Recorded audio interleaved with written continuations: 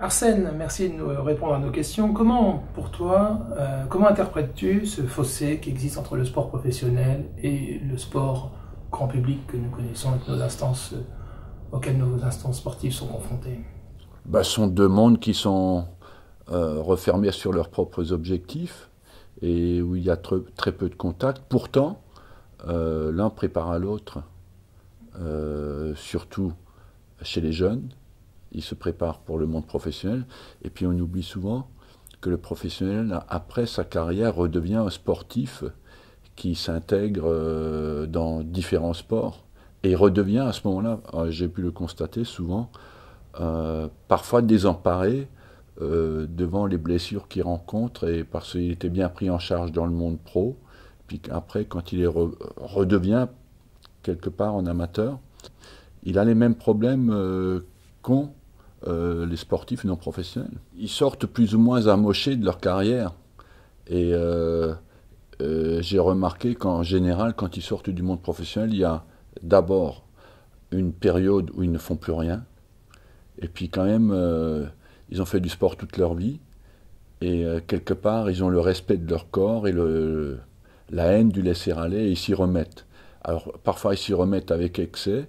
Et puis, ils ont des blessures. Très jeunes, j'ai pu remarquer, c'est incroyable le nombre de sportifs professionnels qui se font opérer autour de la quarantaine pour des séquelles de post-carrière, mais aussi parce qu'ils ont pris le sport de façon intensive et un peu débridé, quoi, sans aucun contrôle, sans aucun guide. Finalement, comme un débutant. Comme un débutant, parce qu'ils sont pris en charge pendant leur carrière, on leur dit là aujourd'hui tu vas à droite et puis à gauche et après tout droit, et puis d'un coup ils fonctionnent à l'intuition comme un sportif normal qui se met dans un sport, qui se met d'un coup à courir. En quoi crois-tu que l'émergence d'un tel label puisse réunir ces deux univers?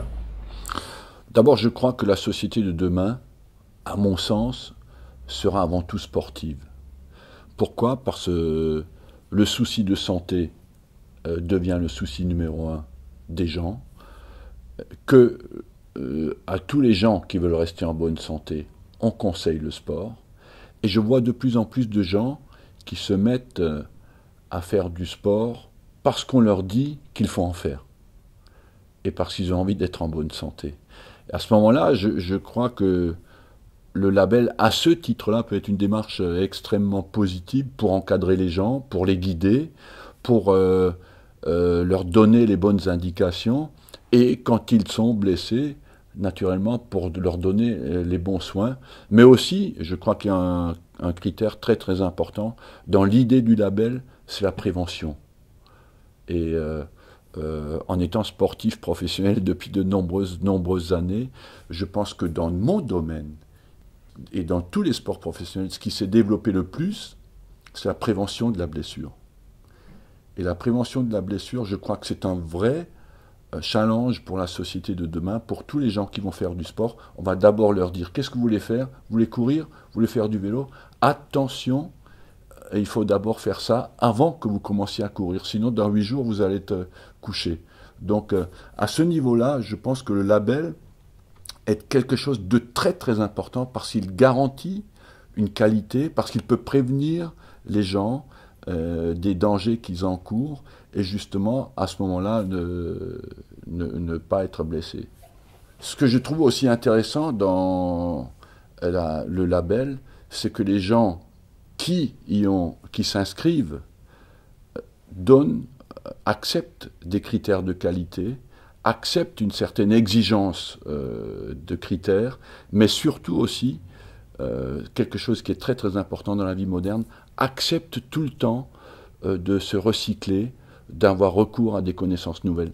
Et le label, au départ, pour moi, ce qui me paraît extrêmement intéressant, c'est qu'il te donne un critère de qualité parce qu'il y a l'exigence de souscrire tout le temps à la connaissance.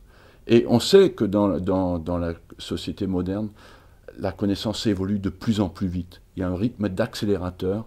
Et je crois que ce qui est important, quand tu vas chez quelqu'un qui te donne la garantie d'être au goût du jour. Moi, ce qui me fait peur quand je vais voir un médecin, c'est qu'il soit 10 ans ou 20 ans derrière les connaissances d'aujourd'hui.